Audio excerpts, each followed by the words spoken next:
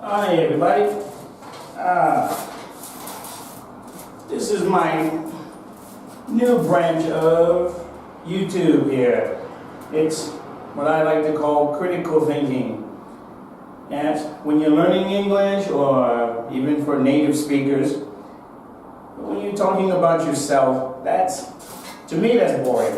I don't really care how many brothers and sisters you have and what sports you play. That's boring. You don't get to know a person that way.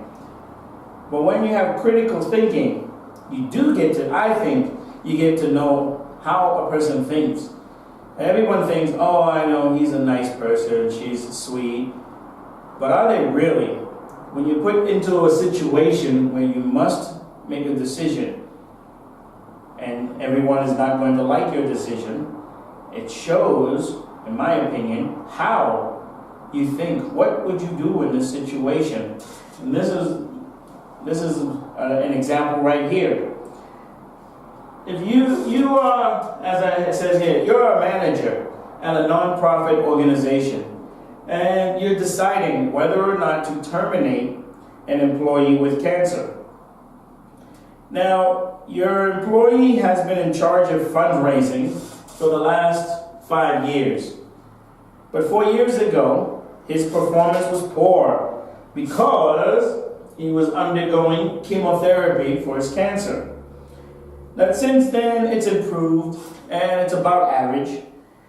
And he explains, he says, well, he's raised only half as much money as before. So he's not even close. He's about halfway to the goal. But he explains to you, as, of course, the manager, that his cancer has come back and spread through his body. So he's in the middle of a 6-month chemotherapy treatment. And his prognosis is not good, which means he will probably not live very much longer. He says he prefers to keep working, but if you terminate him, he wants to work, but he won't sue, because there are, at least in the United States, there are laws that protect people from getting fired. But he says he won't file a claim and he won't sue, okay? So you don't have to worry about losing everything. He is his family's sole source of income, and his nonprofit salary is modest. So you're not really paying him a big salary, and it's all they have to get by. And he has only a little bit of money in his savings account because he's used the money for his cancer treatment. Now, before you make a decision, I have 2 ideas here. One, it's an argument for retaining him. And there's an argument against retaining him. The argument for retaining him, keeping him on the staff, is most organizations, but especially non-profit organizations, they put people above profits. To let him go when he's been an acceptable performer and now has to endure treatment for recurrent cancer, well, that would be hypocritical.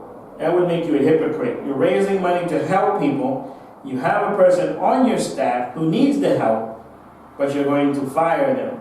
So that's not a good thing. Especially since you know he's his family's sole support. And he's saved little because he's worked for nonprofit organizations. Now, from a pragmatic standpoint, letting him go would hurt the organization's morale.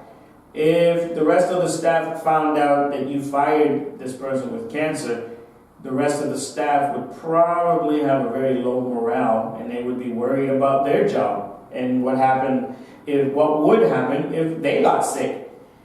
So it would definitely affect the organization's morale.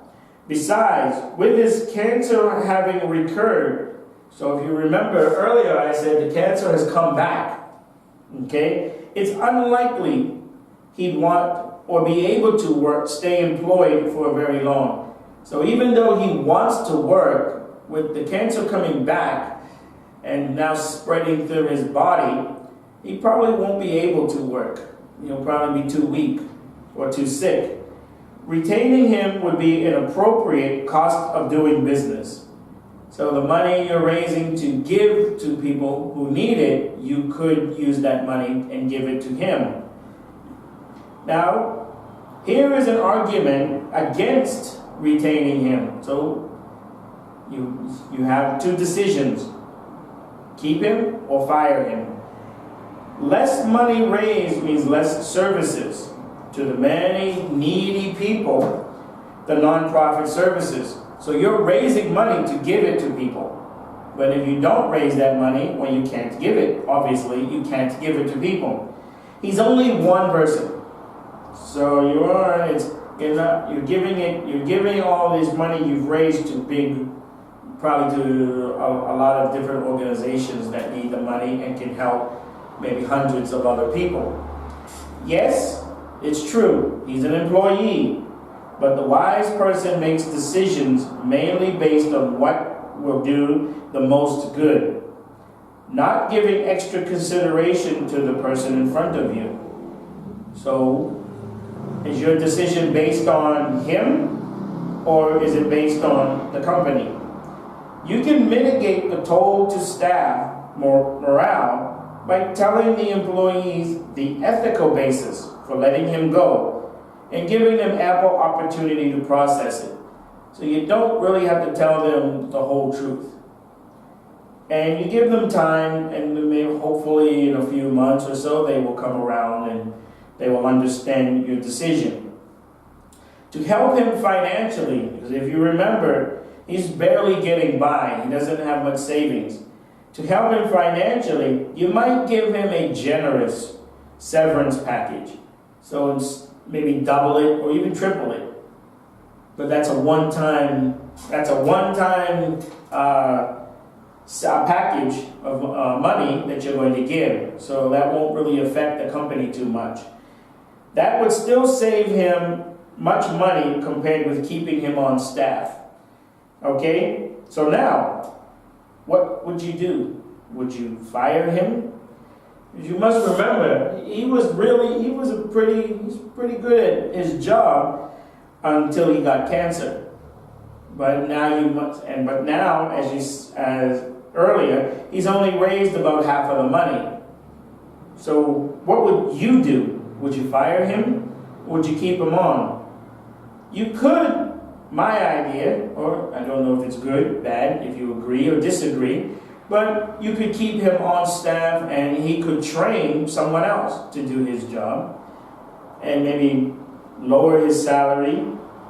And there's a lot of other things you could do. The staff, if the staff's morale was very important, which it should be, maybe they'd be willing to donate some of their personal money to help him. And also, just as a little bit extra here, would your decision be different if it were a small company, a large company, or if this person worked for the government? So, bigger the company, the more money they have. So, I'm going to leave it up to you guys to talk about what you would do. And if you look down the bottom there's a comment section. We'd be very interested to hear your decision. Would you fire this person? Or would you keep them on? Okay? So I guess I'm going to post this and wait for some of your responses. What would you do? And remember, you have to make a decision. You cannot run away from this decision. And this is why I love critical thinking. Because it puts you in a situation where you have to do something. All right? I'm going to post this one and make another one.